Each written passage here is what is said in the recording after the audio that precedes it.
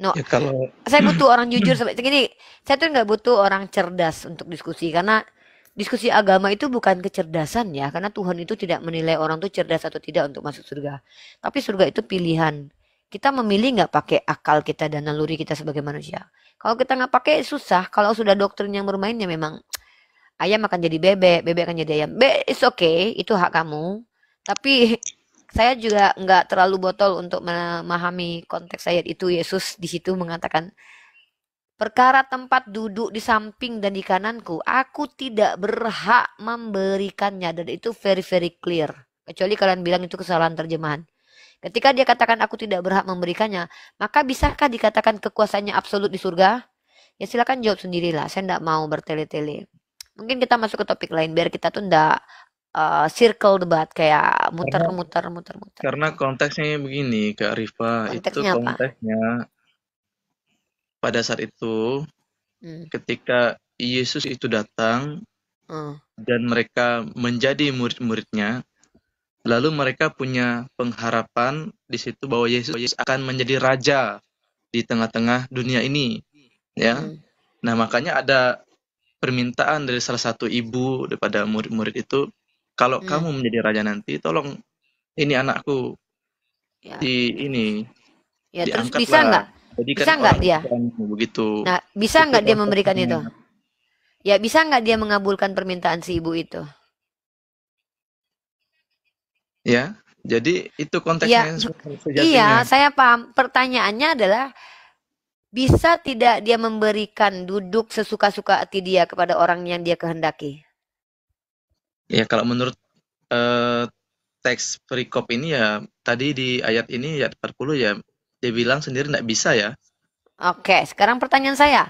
Kalau Yesus tidak berhak dan tidak bisa, kekuasaannya bisa dikatakan absolut nggak di surga? Ngerti nggak arti kekuasaan absolut? Kekuasaan Mutlak, kekuasaan yang tak mutlak. mutlak tanpa batas. Ya, tetap tetap kuasanya tetap mutlak itu, Kak. Mutlak tapi tidak bisa memberikan tempat duduk orang lain dan itu mutlak. Ini sama kayak bilang gini tau gak sih? Saya kuat tapi saya lemah. Saya kuat tapi nggak bisa ngangkat galon sama kayak gitu, brother. Ya udahlah ya. Saya nggak mau kayak kita tuh memaksakan gitu loh. Cerdas itu pilihan ya. Ya, cerdas itu pilihan, pinter itu pilihan, tapi doktrin itu juga pilihan. Siapapun yang mau ke doktrin, doktrin aja nggak apa-apa. It's okay. Ada lagi yang mau dibahas tentang Yesus? Saya mau membantah sedikit tentang tema itu Yesus Islam ya. Ya, silakan dibantah. Kalau dibantah Eh, kasih bentar. Kalau membantah saya kasih referensi. Yesus agamanya apa? iya, betul. Saya akan memberikan satu ini bantahan. Tapi kasih tahu Apakah kebenarannya ya. Yesus menurut kamu tuh beragama nggak? Yesus Yesus beragama nggak? karena dia terlahir dari bangsa Yahudi, maka ya pasti dia akan menganut pemahaman yang sama dengan bangsanya. Hmm. Agama pada waktu itu apa? Pada waktu dia hadir itu, nama agamanya apa? Lebih tepatnya pada Judaism, ya. Yudaism itu nama etnis, nama suku. Itu Yehuda. Ya, Yudaism itu merujuk kepada orang-orang yang mengaku keturunan Yehuda yang memiliki pemahaman yang berbeda dengan orang sekelilingnya.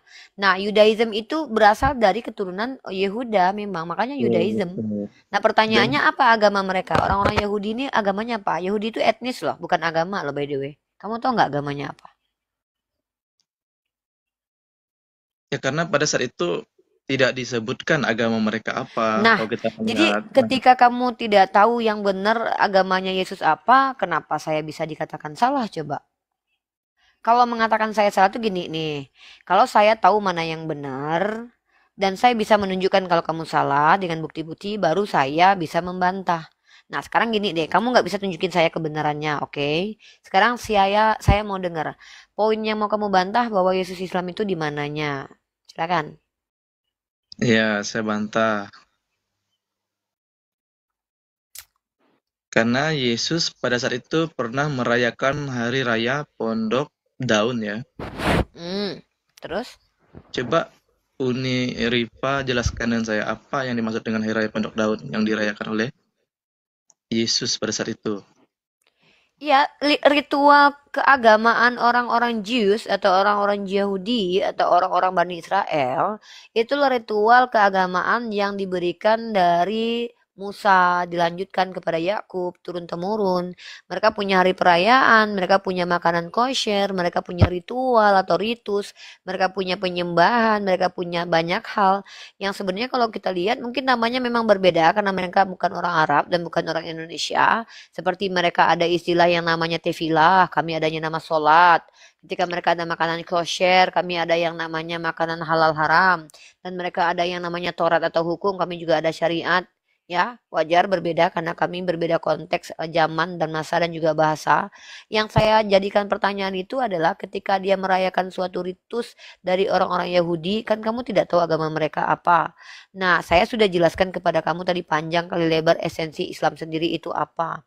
Islam itu adalah esensi seorang ya ajaran atau din atau aturan yang datang dari Tuhan. Yang mana aturan tersebut aturan yang memiliki pondasi-pondasi kokoh yang mana tidak ada penyembahan terhadap Tuhan tiga. Tuhannya cuma satu, tunggal, the only one God alias monotheism. Ya, penyembahannya itu adalah penyembahan monoteis. Ya, dan yang benar-benar pure monoteis saat ini itu hanya Islam.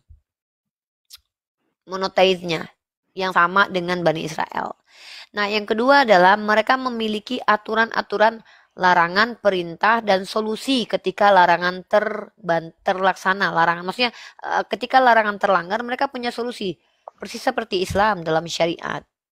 Kemudian mereka punya makanan kosher. Ya, kami juga punya makanan halal dan haram. Nah, pertanyaannya adalah ketika kamu mengatakan Yesus tidak beragama Islam, kamu kan tidak tahu dia beragama apa. Kalau kamu bilang Yahudi, Yahudi itu bukan agama, itu nama etnis. Nah, makanya Judaism saya sejak bilang tadi, Kak Rifa, bukannya Yahudi, Jews. Judaism, Jews, itu istilah-istilah yang baru muncul ke belakangan karena Yehuda itu pun baru Yuda itu anak dari Israel. Sebelum Yehuda ada, emang berarti nggak ada agama gitu, nggak gitu konsep berpikirnya.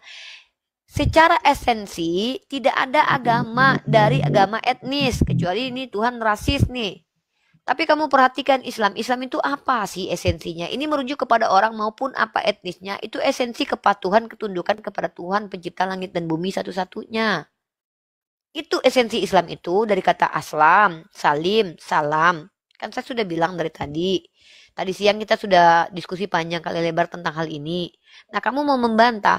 Konsekuensi kalau kamu mau membantah dia Islam. Ini bukan Islam secara historis, brother. Ini Islam secara esensi. Karena agama saya tidak bersandar kepada sejarah dan historis. Karena agama saya berasal dari Tuhan, bukan berasal dari manusia. Nggak mungkin agama saya yang dari Tuhan divalidasi oleh manusia kebenarannya. Nggak gitu konsepnya dalam Islam. Ya, bagi kami sejarah itu salah satu cabang ilmu aja, bukan menjadi absolut kebenaran. Karena sejarah itu sendiri pun banyak terjadi penyimpangan. Karena itu hasil upaya manusia menemukan informasi sejauh mata mereka memandang. Sejauh kemampuan mereka gitu loh. Kami ini umat yang percaya kepada wahyu sebagai firman Tuhan yang bisa dibuktikan kewahyuannya. Nah, ketika saya katakan Yesus itu Islam, kamu kan menolak. Ya sudah, Islam yang mana yang kamu tolak dari Yesus? Apakah kamu menolak kalau dia adalah manusia yang patuh kepada Tuhan? Kamu tolak dia Islam? Berarti dia tidak patuh. Tadi sudah saya sampaikan bahwa ketika Iya. Yesus merayakan Terus, Hari Raya Pondok Daun itu, sedangkan kalau kita melihat sampai hari ini, apakah ada orang-orang Islam yang merayakan seperti Hari Raya orang-orang Yahudi? Contohnya sejak Hari Raya kapan? Pondok Daun Sejak itu. kapan, brother, yang mengatakan Nabi Isa itu Islamnya syariat Nabi Muhammad pada waktu dia hadir itu yang bilang siapa? Islam yang kami jalankan ini adalah Islam syariatnya Nabi Muhammad. Islam Nabi Ibrahim syariatnya Nabi Ibrahim. Islam Musa syariatnya Nabi Musa. Jadi kamu mungkin harus belajar timeline agama deh ya. Ini mohon maaf nih. Kita agak belajar keluar dari topik agama nih. Sejarah nih kita bahas deh. Kamu tahu nggak? Abraham itu hadirnya sekitar 3000 tahun lalu. Sebelum Abraham ada, itu sudah ditemukan yang namanya tablet di Sumeria kuno, namanya tablet Hammurabi. aturan-aturannya itu hampir sama dengan Torah. Kamu pernah belajar ini nggak? Tablet Hammurabi. Belum. Aturan-aturan di dalamnya itu hampir sama dengan Torah. Ya, kamu tahu kan? Nah, jadi yang namanya agama Islam, esensinya itu adalah sebuah sistem kepercayaan di mana konsep ketuhanannya adalah monotheism. Satu, ya. Kedua, sistem kepercayaannya yang memiliki aturan, larangan, dan solusi ketika aturan terlanggar. Dua. Ketiga, sistem kepercayaannya mempercayai adanya sosok manusia yang diutus turun-temurun sesuai dengan timeline. Apakah secara esensi berbeda agama Islam dengan agamanya Bani Israel? Tidak, sama. Israel juga begitu. Tapi kenapa ritual ritusnya itu ada yang berbeda dan kenapa nama-namanya berbeda? Ya normal lah secara sejarah. Pertama, bahasanya berbeda. Setiap nabi diutus menggunakan bahasa kaumnya. Kami menggunakan bahasa kaumnya Nabi Muhammad.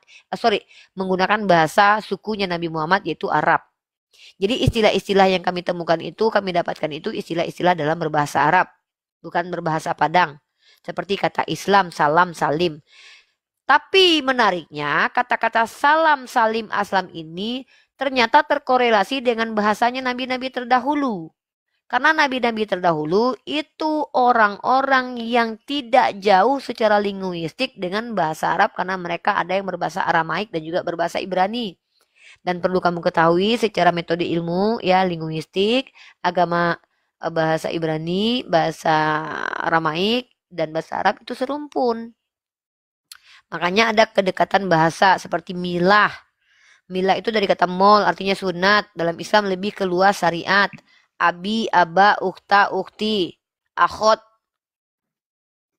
akhot, ukhti. Ukhta. Jadi kayak gitu-gitu.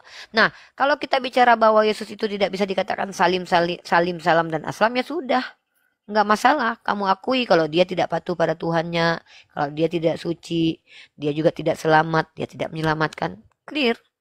Karena Islam itu secara esensi adalah sistem kepercayaan atau jalan way of life yang turun-temurun diturunkan sejak Adam muncul dengan aturannya sendiri. Adam itu nggak sama aturannya dengan Nabi Muhammad by the way. Karena timelinenya beda. Sesuai dengan relevan dengan keadaan situasi pada waktu itu. Ibrahim dengan aturannya. Tapi aturan Ibrahim ini dilanjutkan sama Moses. Makanya Moses tetap bersunat. Makanya Yeshua tetap bersunat. Nabi Muhammad tetap bersunat. Tidak dibatalkan. Dari Musa tidak boleh makan B2. Bukannya malah besok diingkari makan B2. Ada memang makanan yang kemudian dihalalkan. Tapi itu bukan karena mutlak diharamkan Tuhan. Tapi karena itu menjadi hukuman buat Yakub. Jadi temporer karena itu hukuman. Makanya kalau yang sudah esensinya memang dari Tuhan yang sama, monoteis, ada aturan, ada solusi ketika aturan dilanggar, ada ritus-ritus, itu esensi dari Islam. Nah, agama yang sejalan dengan Islam mana yang paling dekat? Agama Bani Israel. Kalau Kristen ini jauh sekali. Tidak lagi ikut aturan-aturan dari Tuhannya Bani Israel karena ikut ajaran kasihnya Yesus yang tidak ada maksimal minimal ada solusi dari perbuatan yang salah nggak ada. Tidak ada sama sekali makanan kosher tidak ada lagi. Ritus-ritusnya dari pagan Romawi yang masuk berasimilasi dengan ajaran Yahudi. Jadi kalau kamu bicara tentang agama, definisikan dulu agama itu apa. Agama itu dari agama tidak kacau balau. Maka para nabi-nabi terdahulu itu punya sistem sehingga mereka tidak kacau balau. Sistem inilah yang disebut dengan Islam. Begitu. Ripa sedikit menyinggung tentang makanan yang kosher. Itu maksudnya bagaimana itu? Nah, jadi orang-orang Yahudi itu punya makan halal haram. Mereka diharamkan makan makanan hewan yang tidak bersisik seperti lele, seperti rewit, seperti kepiting, udang, onta. Jadi mereka makanan haramnya itu lebih banyak gitu loh. Ya. Nah, jadi orang-orang Yahudi itu tidak boleh memakan semua hewan. Termasuk B2. Bahkan dalam kitab Yesaya dikatakan pemakan B2 dan pemakan tikus itu akan dimusnahkan Tuhan. Saking beratnya hukuman memakan B2 ini. Dan makanan tikus dan B2 ini adalah makanan kesukaannya orang Romawi. Sayangnya makanan B2 dan tikus ini menjadi makanan kesukaannya orang Kristen sekarang ini. Jadi agak lucu sih. Apakah dalam Islam secara eksplisit menyebut bahwa tidak boleh memakan daging misalnya babi Iya, di Al-Quran? ada di Al-Quran. Kalau ada boleh dong kasih tahu saya. Oke, Dalam Al-Quran ya, Kak. iyalah.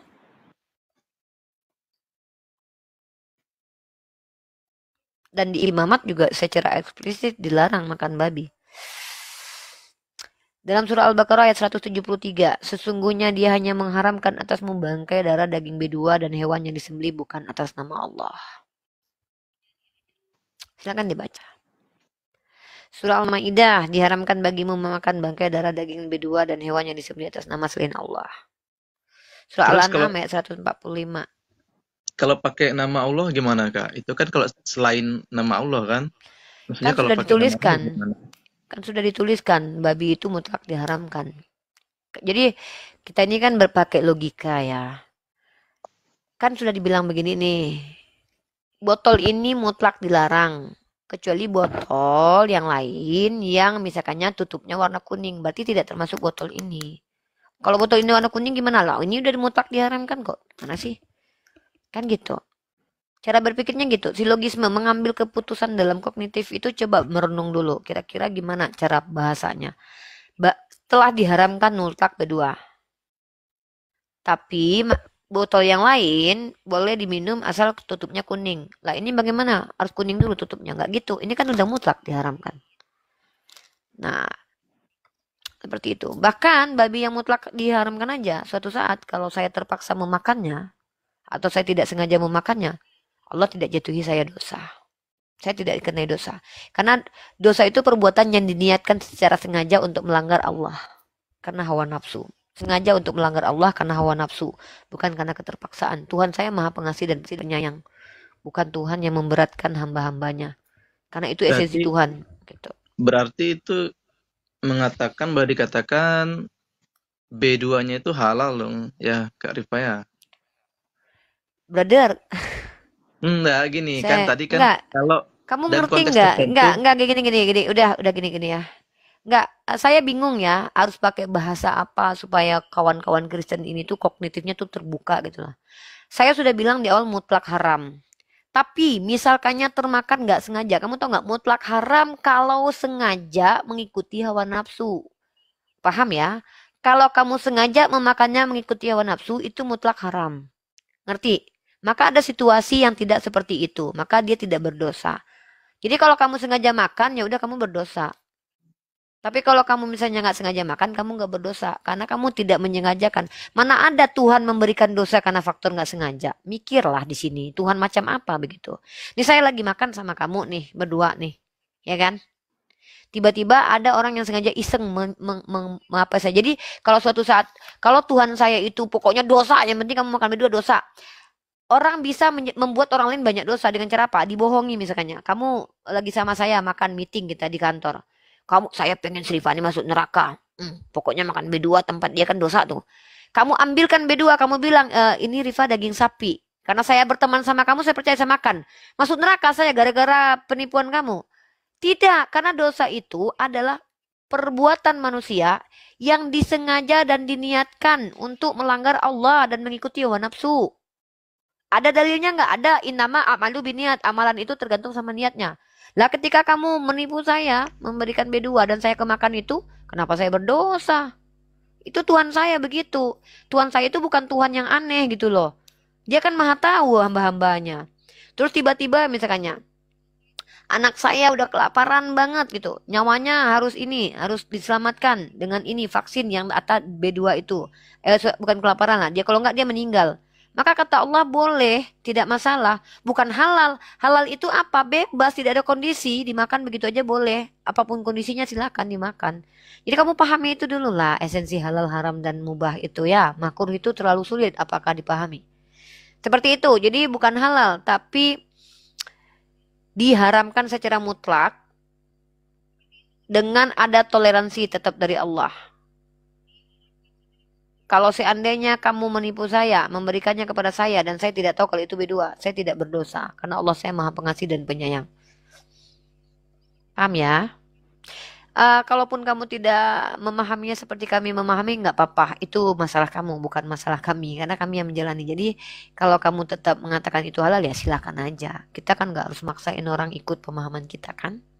Ya kalau sepemahaman saya itu kalau daging babi atau kelinci atau tikus apa itu bukan tentang haram, tapi lebih kepada apa najis gitu ya, kotor istilahnya, Ya, bahasanya lebih kamu tepatnya. Kalau kalau kalau kita kalau kamu bilang mengharam gitu, tunggu bentar, bentar. Kalau kamu bilang gitu, kasih referensi sama saya. Definisi najis dan haram itu apa di Kristen?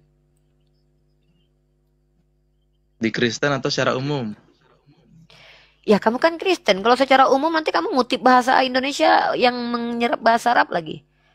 Nanti blunder kamu. Kamu kan Kristen. Jelaskan secara Kristen lah. Apa definisi najis di Kristen? Apa definisi haram di Kristen? Emang ada yang haram di Kristen? kalau secara teksnya saya rasa kalau kita membaca di lay ya itu Nggak, ada saya tanya. kata No, no, no. Saya tanya. Di Kristen ada yang haram nggak? najis ada. Apa yang najis di Kristen? Ya tadi sudah saya jelaskan contohnya Coba dalam tunjukin dalil-dalilnya.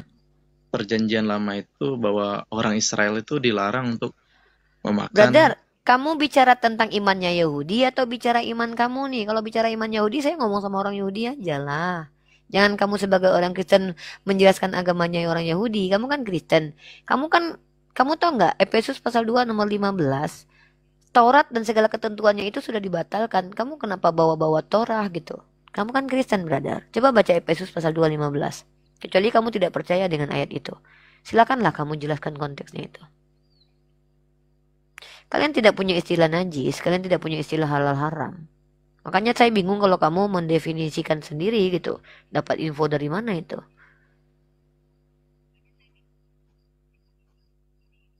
Kristen nggak ada yang naik, maka apapun yang ada di bumi ini kalian boleh makan. Nggak ada larangan kalian mau makannya. Mohon maaf kalau kalian suka dan kalau itu menyenangkan dan berguna buat kalian, kalian boleh makan.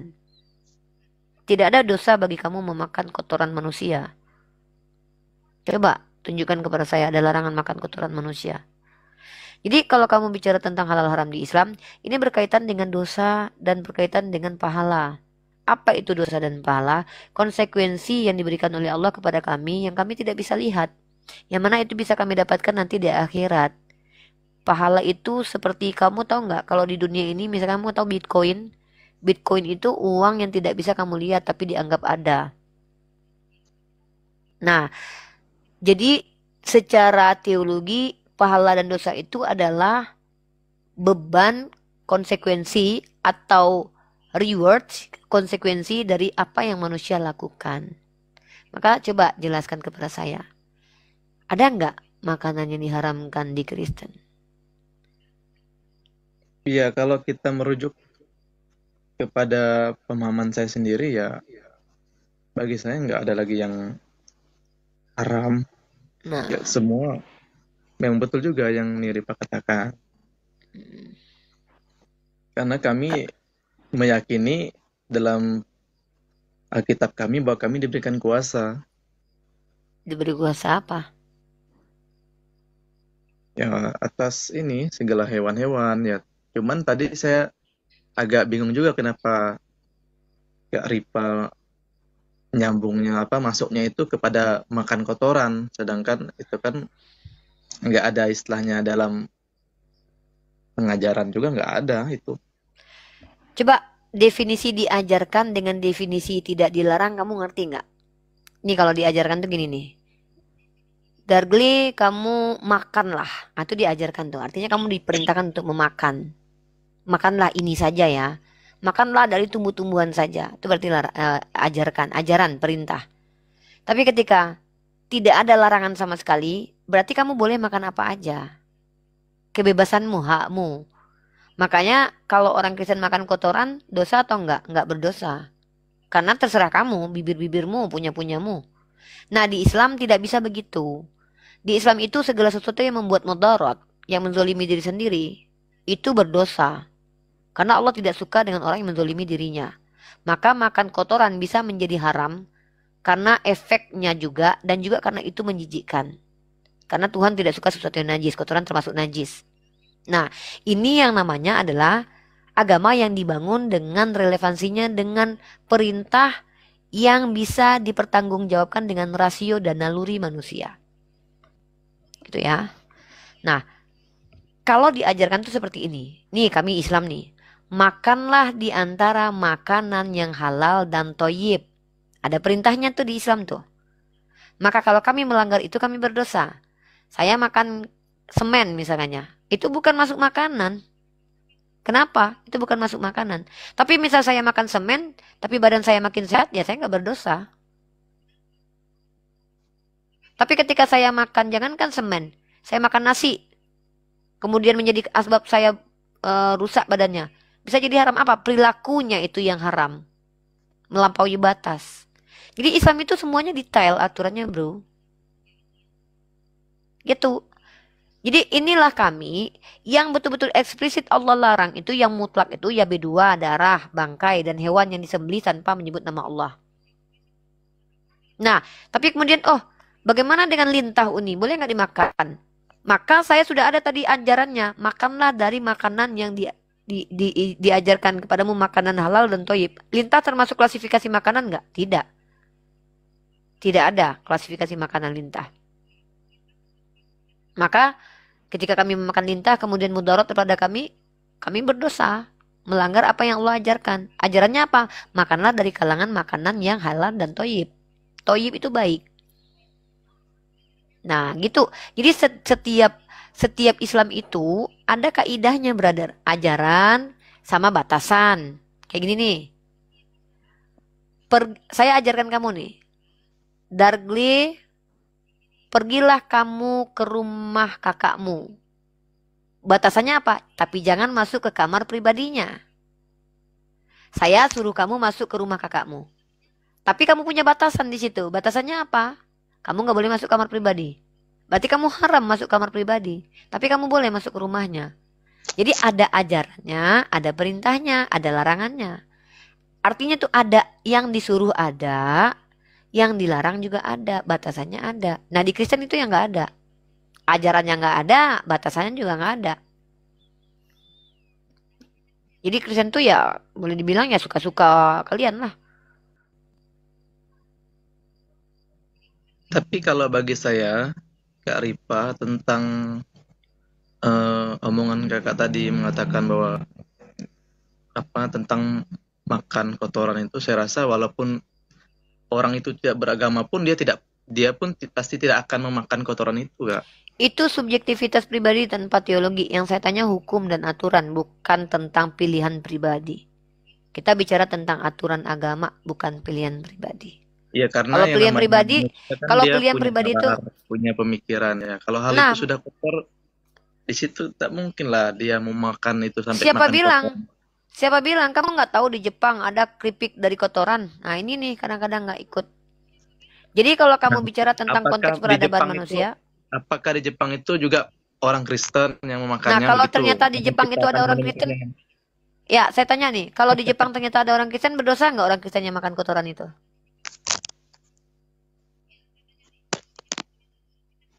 Hah? Saya tidak tahu dalilnya itu. Kalau ada dalilnya tunjukkan dan saya Nah, itu. nih ya, kalau seandainya kamu, ya mohon maaf ya, kamu baca Yeskiel pasal 4 nomor 12 ayat 15. Engkau harus memakan roti itu seperti roti jelai dan harus membakarnya di atas kotoran manusia. Bahkan membakar roti pun di atas kotoran manusia itu diperintahkan Tuhan loh. Ya. Nah, Dalam walaupun bukan dalam kitab Yeskiel pasal 4 nomor 12. Nah, ini saya kasih kamu data fakta nih. Aduh, ketutup ini akses ini kok bentar. Bentar ya, Dek. Live berakhir 54 nih. ternyata kalau kita melihat di situ itu adalah melambangkan atau seperti Melambangkan apa? pada perumpamaan itu, Kak. Saya mau tanya sama kamu dulu, metode apa yang digunakan oleh kalian umat Kristen membedakan ini adalah ayat perumpamaan, ini bukan perumpamaan, ini harfiah gitu, brother. Bagaimana cara membedakannya itu?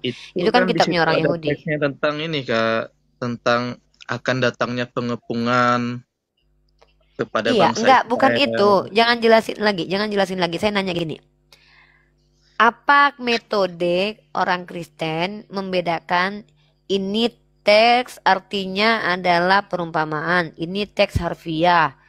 Ketika Yesus berkata aku dan Bapa satu, oh itu harfiah satu beneran. Ketika di sini Tuhan pinjam pisau cukur cukur bulu pak, itu perumpamaan. Pertanyaan saya, orang Kristen tahu dari mana itu? Ya karena kita membacanya secara menyeluruh Kak, dari ayat 1 itu sampailah kita dapat di ayat yang Kakak Iya, sebutkan setelah tadi. saya juga baca menyeluruh nih. Jangan kamu pikir saya nggak baca kitab Kejadian sampai Wahyu loh. Pertanyaan saya untuk membedakan bahwa ini adalah ayat yang harfiah, ini itu bagaimana? Metodenya apa? Nama metodenya apa? Kalau kami bilang nih, menurut saya, kalau saya nih, dari mana Unirifa tahu kalau ada ayat Muhammad, ayat mutasyabihat? Pertama, Al-Quran sudah katakan ada ayat Muhammad, ada ayat mutasyabihat. Kedua, dari ulama. Siapa ulama? Orang-orang yang fasih bahasa Arab, mengerti Al-Quran, mengerti ilmu mantik, mengerti hadis, mereka yang mengajarkan saya. Kalau Kristen itu terputus dari keilmuan Yahudi. Kenapa? Kalian itu dapat dari doktrin gereja yang tidak ada kaitannya dengan orang-orang rabinik, orang-orang Yahudi rabinik. Sementara yang kamu bahas itu adalah kitabnya orang Yahudi, di mana kitab itu menggunakan bahasa Ibrani. Ya. Nah, lalu ketika kamu mengatakan bahwa itu harfiah, ini asli, ini, saya bingung dapat dari mana gitu. Yang ngasih tahu tuh siapa? Oh, Bapak gereja. Oke, Bapak gereja tahu dari mana? Kalau kami itu berkesinambungan. Ulama dari mulut ke mulut itu berkesinambungan. Mereka saling bertemu satu sama lain. Nah, ini kenapa saya katakan penting kita ini ketika berbicara itu memang sesuai dengan ilmu pengetahuan. Tapi itu nggak apa-apa lah. Kamu kan sebagai Kristen berhak kok. Berhak untuk meyakini apapun yang kamu berhak untuk yakini. Itu di ayat Saya enggak. 13 itu Kak ada penjelasannya Kak Rifa. Di ayat Ya 13 silakan. saya Apa bacakan. penjelasannya? Silakan. Dan Tuhan berfirman, Mm. demikianlah Bani Israel akan makan rotinya yang najis di antara bangsa-bangsa, tempat aku akan membuang mereka ke sana. Nah, itu adalah perumpamaan Tuh. bahwa bangsa Tunggu, itu tunggu. akan, Bentar dulu, sebentar. Demikianlah Bani Israel akan memakan rotinya yang najis. Tapi itu iya, perumpamaan. Padahal di enggak, situ dikatakan yang orang sebelumnya itu, Israel. sebelum itulah yang Saya nggak ngerti perumpamaan ini. nih. Ini penjelasannya dari, Iya, gini loh. iya, Ayatnya kan tapi gini. Tuhan memerintahkan. Itu perintah beneran atau enggak gitu aja kan itu Tuhan perintahkan tuh. iya, Makanlah roti. sebelumnya Ah, itu itu perintah bukan, enggak? itu kan hanya perintah dalam perumpamaan, dan di ayat Dan 13 itu perintah itu perintah itu dijelaskan. perintah beneran atau enggak?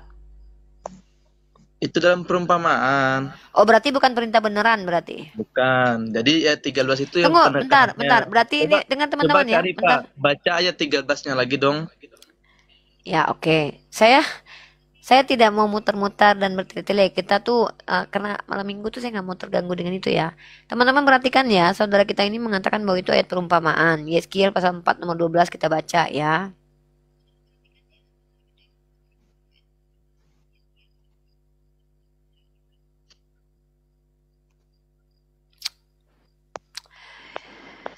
Huh, huh, huh, huh.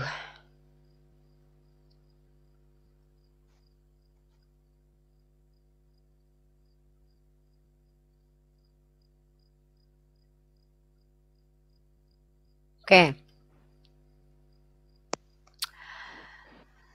Makanlah roti itu seperti roti jelai yang bundar dan engkau harus membakarnya di atas tokai manusia yang sudah kering di hadapan mereka. Selanjutnya Tuhan berfirman, ya, aku akan membuang orang Israel ke tengah-tengah bangsa-bangsa dan demikianlah mereka akan memakan rotinya najis di sana. Mereka makan roti najis di situ. Maka aku jawab, aduh, Tuhan Theos, sesungguhnya aku tak pernah dinajiskan dari masa mudaku sampai sekarang tak pernah aku makan bangkai atau sisa mangsa binatang buas. Lagi pula tak pernah masuk ke mulutku ini daging yang sudah basi. Lalu firman-Nya kepadaku, lihat, kalau begitu aku mengizinkan engkau memakai kotoran lembu ganti kotoran manusia, bakarlah rotimu di atas sana. Nah, itu ternyata bukan perintah beneran itu. Nah, dari mana kamu tahu kalau itu bukan perintah beneran? Itu yang saya tanya. Kan kamu bilang itu perintah perintah yang tidak benar gitu. Itu perintahnya alegori gitu. Tuhan sedang membuat perintah yang tidak benar ternyata. Nah, karena itu adalah perintah yang menggambarkan keadaan bangsa itu. Nanti mereka akan mendapatkan satu ganjaran atas apa yang mereka perbuat sebelumnya. Dari Karena mana bangsa kamu tahu itu, itu? karena kita melihat teks dan konteksnya, Kak Rifa. Iya, Sebelum coba teks dan sebelum konteksnya. ada Gini loh, teks dan kitab kamu Yesiel ngerti ini nggak? Nih, kan mana ada apa konteksnya, Pak? Konteksnya apa itu? Coba. Itu nggak ada perikopnya tuh. Perikopnya aja nggak di ada. perikop itu ada lambang pengepungan kota Yerusalem. Ada kata lambang di situ Terus melambangkan. Jadi lambang. iya Hmm. menggambarkan ya kalau bahasa kita lebih ini ya, lebih gampangnya. Jadi digambarkan seperti itulah nanti kehidupan umat itu karena mereka Ya telah udah. melakukan hal yang Ya, jahat di ya mata kamu Tuhan, tahu maka dari mereka mana? Ya kamu tahu dari mana deh? Yang bilang itu siapa? Itu kan kitabnya orang Yahudi. Ada orang Yahudi mengajarkan begitu kepada orang Kristen. Bahwa kitab kami ini maknanya adalah lambang. Jadi karena ada lambang maka itu perlambangan, bukan Tuhan tuh cuma ece-ece aja nyuruh-nyuruh. Sebenarnya itu cuma perumpamaan doang. Begitukah kira-kira eh, saudaraku? saya mau bertanya dan Kak Ripa, apakah Kak Ripa meyakini atau mengimani eh, di ayat yang ke berapa tadi? Ke ke-12 tadi ya. Apakah Hmm. meyakini atau mengimani ayat tersebut? Saya dari kitab Kejadian sampai Wahyu saya tidak mengimani itu kitab suci loh, Dek. Nah, Hmm. disinilah gagal pahamnya Kak Ripa. Kak Ripa dari siang tadi sampai sore sampai malam hari Hmm. ini selalu mengambil ayat-ayat teks dari Hmm. Bible. Tetapi Lah iya, kan saya lagi tetapi mempertanyakan. tujuannya adalah membenarkan setiap pernyataan Kak Ripa. Tetapi Kak Loh, Ripa sendiri tuh tidak meyakini. itu Tetapi sekarang itu nih contohnya saya bentar Kak bentar Rifa bentar kan bentar. Kok kenapa memberikan jadi satu diskusi? pernyataan, coba Bentar coba bentar buka bentar. dari ini atau Bentar, buka dari bentar Galatia, bentar. tetapi Brother, brother, brother, tetapi bentar, Kak Rifa brother, sendiri tidak brother. menginginkan itu. Jadi ya untuk apa juga Kakak Saudaraku, buka gitu. saudaraku, ini namanya diskusi, saudaraku. Ini namanya diskusi. Diskusi itu ada tanya jawab. Karena saya pakai akal, saya membaca di kitab kalian kok ada begini, kalian mengimani begini, tapi di kitabnya ada begini. Itu saya membaca pakai otak, karena saya pakai akal. Bacanya pakai mata, saya lihat, wah dipelototin ayatnya. Wah, kok Tuhannya begini ya? Nah, sementara orang Kristen bilangnya begini. Makanya saya tanya sama kalian. Kalian naik ke sini untuk menjawab. Ketika kalian menjawab, saya tanya, kalian tahu dari mana? Itu kan kitabnya orang Yahudi. Kalian dapat info dari mana? Itu namanya diskusi, saudaraku. Siapa bilang Ya saya karena mengimani kitab itu? Siapa bilang saya membenarkan agama saya? Saya tidak butuh agama kalian membenarkan agama saya. Cukup Al-Quran dan hadis bagi saya. Kenapa saya dituduh seperti itu? Dan tadi kamu ke sini kan kamu ingin membantah saya. Kenapa jadi kayak beralih ke menjustifikasi pribadi saya? Saya itu Islam, saya ini Muslim. Muslimah itu nggak percaya kepada kitab manapun sebagai kitab suci kecuali Al-Quran. Hadis itu bukan kitab suci, hadis itu adalah apa-apa yang disandarkan kepada Nabi Muhammad yang juga adalah wahyu. Nah, ketika saya mengutip kitab kamu, karena saya diskusinya sama orang Kristen. Saya bingung orang Kristen ini, kok orang Kristen ini berbeda ya? Dari yang diimani dengan yang tertulis di kitabnya kok beda? Itu yang saya ajak untuk kita bicarakan. Contoh, ketika kalian mengatakan bahwa Yesus mengajarkan Tritunggal, Yesus nggak pernah ajarkan Tritunggal kok. Ini yang kita diskusikan, brotherku. Poinnya betul, adalah betul saya sekali. mengutip. Kamu tahu nggak? Kitabmu ini termasuk literasi. Literasi tahu nggak? Literasi secara akademik boleh dikutip siapapun, kecuali ada larangannya. Jadi saya tidak melanggar aturan. Nah, ketika kamu mengimani ini sebagai kitab suci, nah kamu berhak menjawab. Lah, kenapa kamu bilang saya salah karena saya tidak mengimani? Jadi misalkannya suatu saat kita mengkaji ada yang namanya kita temukan sebuah teks-teks kuno gitu, yang dari agama dan peradaban lain kita nggak boleh kaji. Harus dulu beragama dengan teks kuno itu kan nggak gitu cara belajarnya, dekku, saudaraku, brotherku. Ntar saya hidupin Iya, kipas dulu. iya betul betul Kak. Tapi cuman kan yang saya Umurmu berapa sih? yang Aku saya bantahkan tiga delapan. dengar Umur berapa? Umur berapa? Umur berapa kau, Dek? aku 30 Kak. Oh, berarti ya adekku kau itu. Ya, lanjutlah. Begini Kak, yang kubantahkan tadi begini. Apa yang kau Kakak bantah, kan Dek? Kakak kan mengutip dari Bible itu. Aku tidak menyalahkan Kakak mengutipnya, tetapi jangan juga sampai Kakak seolah-olah memaksakan apa yang menjadi pandangan kakak Ada gitu. Uni paksa dari tadi kamu di sini, Dek. Soalnya tadi selalu Enggak, tunggu mengarahkan dulu, enggak. Saya tanya, begini, ada Uni. Jangan, begini gitu jangan kan. inilah bahasa Indonesia aja nggak paham. Memaksa dengan mempertanyakan itu beda, Dek. Kamu tahu nggak? Saya itu tidak pernah maksa orang Kristen loh dari tadi ikut saya loh. Justru saya bertanya, mengkonfirmasi. Ini nanti kamu saya masukin botol uang saya loh. Mau kamu saya masukin ke botol uang saya nanti? Sejak kapan saya maksa-maksa kamu? Ya, saya nggak pernah maksa kamu kok. Kok kamu merasa terpaksa di sini? Emang ada? Pokoknya kamu nggak boleh nyembah Yesus. Kamu harus nyembah ini. Ada gitu. Kenapa sih narasinya selalu aja fitnah? Saya kan nggak pernah maksa. Kamu naik ke sini juga nggak saya paksa. Apalagi menjawab, brother. Jangan gitu atuh. Nggak boleh gitu mah. Masa kayak gitu? Saya kan Kumaha, tidak pernah kumaha, memaksa kamu. kumaha. Kumaha, kumaha Hmm. eta. Masa saya ada gitu saya paksa? Kamu pokoknya harus percaya sama saya ya. Kalau nggak nanti saya kutuk kamu jadi batu. Kan nggak gitu Ya juga. Itu tidak baru begitu maksa. bahasanya Kak Ripa, Ya tetapi coba. Sekarang kita gini deh. Brotherku ini kan boleh memilih nih. Kalau saya mengatakan Yesus Muslim, ini adalah argumen. Argumen.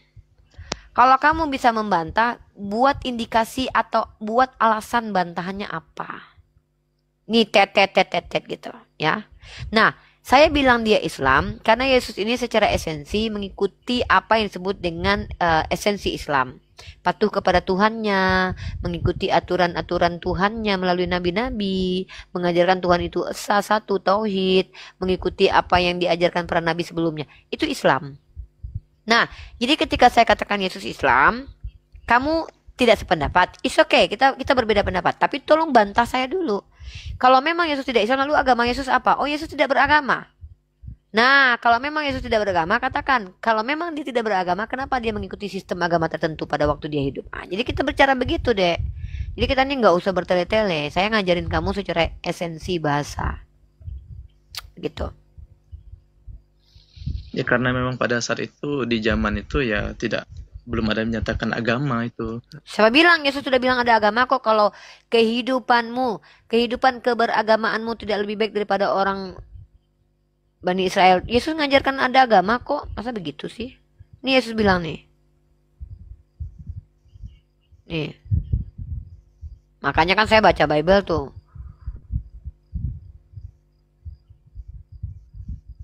Bentar ya. Suara saya udah mau habis ini. Nih. Mana dia nih ayat nih.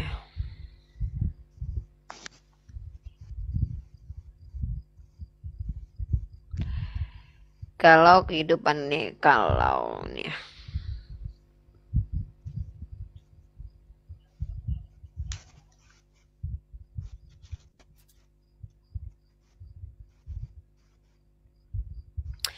Ada agama pada waktu itu ya. Nih saya tunjukkan dalilnya. Coba kamu baca. Matius pasal 5 nomor 20 baca. Maka aku berkata kepadamu, jika hidup keagamaanmu tidak lebih benar dari hidup keagamaan ahli-ahli Taurat dan orang Farisi, kamu nggak masuk surga, Dek. Jadi kamu kalau nggak lebih baik daripada orang Farisi dan Saduki, kamu nggak bakalan masuk surga. Jadi kamu jangan mimpi masuk surga kalau kamu nggak lebih baik daripada orang Saduki dan Farisi. Tapi kalau dalam teks aslinya nggak ada ya. Lah, agama itu Itu kan kan bahasa Sangsekerta. Emang kita mau pakai itu bahasa kan Sangsekerta? salinan itu Kak. Kakak sendiri kan tadi mengatakan bahwa itu kan salinan. Jadi Dek, kalau menurut gini, dalam definisi kalau kita bentar. melihat kan itu lebih kepada kebenaranmu gitu kan. Gini, brother. Saya bingung ya. Kalau gitu salahkan aja lah lembaga Alkitabiah Indonesia. Jangan salahkan saya. Yang itu kan terjemahan dari kalian, bukan dari saya. Saya kan orang Islam. Saya nggak bertanggung jawab dengan kesalahan terjemahan pihak Kalau kalian. kita melihat contohnya di King James aja itu nggak ada itu kata agama di situ. Ya nggak mungkin lah King James pakai bahasa Sangsekerta. Kita kan pakai bahasa Indonesia ngomong. Ya Gimana sih? udah, Orang jadi Kristen saya ini lucu, gini, bingung. gini Kalau Kak giliran kita Rifa, ngomong jadi pakai saya bentar, menyangka bentar. yang tentang kata Sebentar, keagamaannya. sebentar, Kak bentar. Rifa tadi kan ada, tapi saya Tunggu dulu, menyanggahnya. tunggu dulu, brother. Agama itu namanya kebenaran dalam esensi lain, religion dalam bahasa lain. Masa kamu gitu aja mau mendebat sama saya? Yang bener aja lah ini saudaraku. Keagamaan itu kan bahasa Indonesia karena agama itu bahasa Sanskerta dari kata a dan gama. Nah kalau kamu menolak kata agama ya jangan marah sama saya tuh, kamu bantah aja terjemahan LAI bukan saya tuh. Bilang aja itu terjemahannya salah, itu namanya ngeles loh brother. Kamu Ya bilang nggak ada udah. agama, loh kok ya udah. Kalau nggak ada agama pada zaman dulu, ya udah berarti orang-orang dulu ateis gitu loh. Gimana sih? Nggak ada sistem kepercayaan waktu dulu. Agama itu kan sistem kepercayaan, gimana sih deh? Ah, Ya sistem kepercayaan tapi kita nggak tahu mau iya. menyebutnya apa. Agama itu Makanya ya sistem dikatakan kepercayaan. Gimana sih? ya, ya, Aduh, ya ya Allah, ya gini, Allah, ya sistem Allah. kepercayaan itu tidak memiliki contohnya kayak sekarang lebih eksplisitnya kan contohnya Nggak menganut ada. kepercayaannya Gini. Tunggu, tunggu, tunggu. Islam atau Kita lagi nggak Kristen bahas begitu tentang kan, jenis-jenis begitu yang agama. lebih eksplisitnya gitu. Saya lagi nggak bahas jenis-jenis agama. Sistem kepercayaan itu namanya agama. Gimana sih ini, Dek? Duh, udah, Kepercayaan udah. itu dari zaman dulu sudah ada pada nenek moyang kita, bahkan Ya setiap udah itu agama orang-orang yang belum namanya. beragama itu punya sistem kepercayaan. Contohnya animisme pun Oh termasuk my kepercayaan. God, teman-teman, sistem kepercayaan itu ya agama, karena agama itu dari kata A dan gama, tidak kacau. Jangan bilang animisme Ada itu orang-orang kacau, ya Adapun ampun, ribet. agama itu yaitu sudah di ini sudah dunia yang maju disebut agama itu ya. Ya udahlah, Sebelumnya ya tidak ada udah, disebut agama. ya udahlah, ya udah. Yesus tidak beragama, udah, ya. Jadi Yesus dan orang-orang Yahudi tidak beragama, udah, ya udah. Kalau emang itu yang kamu imani ya sudah. Udah ya, enak kan sama saya diskusinya, saya nggak maksa-maksa. Ada lagi yang mau disampaikan sebelum kita diskusi ke tema lain? Saya ada tema nih, bahwa nenek moyang Yesus seorang pezina. Tapi saya mau saya ini terima Nandar bentar. Ya, Gus Nandar gimana? Sudah selesai? Ya udah aku naik ke sana. Ya udah aku naik bentar ya. Oke, siap. Pindah. Ya, brotherku terima kasih ya kita sudah diskusi. Semoga ada manfaatnya di obrolan kita. Saya tidak pernah memaksakan orang lain untuk ikut perspektif saya, tapi saya hanya berdialog dan diskusi. Itu hak kamu, ya, brotherku. Kamu Kristen, saya Islam, is oke, tidak masalah. Saya tetap membawa Yesus Islam sebagai dalil dari yang realitas konkretnya ada bahwa dia memang apa yang patuh kepada Tuhan, suci, selamat, menyelamatkan. Nah, itu makanya dia dikatakan Islam karena dia memiliki sistem kepercayaan mengikuti orang-orang Bani Israel yang diajarkan oleh nenek moyangnya. Oke, seperti itu, brotherku. Nanti naik lagi kalau saya buka live. Kalau seandainya ada pertanyaan tentang Islam, saya izinkan kamu bertanya tentang Islam ya. Kalau tetap mau membahas tema saya, it's okay juga. Air galon saya mau pindah ke Yonatan Nandar. Ada yang mau disampaikan? Jamie Herianto pindah ke room Yonatan Nandar ya. Ini saya naikin dulu nih. Air galon saya turunkan ya. Muslim non Muslim. Saya Kristen bang. Ubi. Sorry. Bang Jamie pindah ke Yonatan Nandar yuk. Biar saya Ayo, sana aja ya. Yuk. ayo boleh. Bang Jamie saya tunggu di sana beneran ya Yonatan Nandar Bang Jamie saya tunggu. Degli kalau mau ke sana pindah ya Dek. Kita ke sana deh ngobrol ya Dek.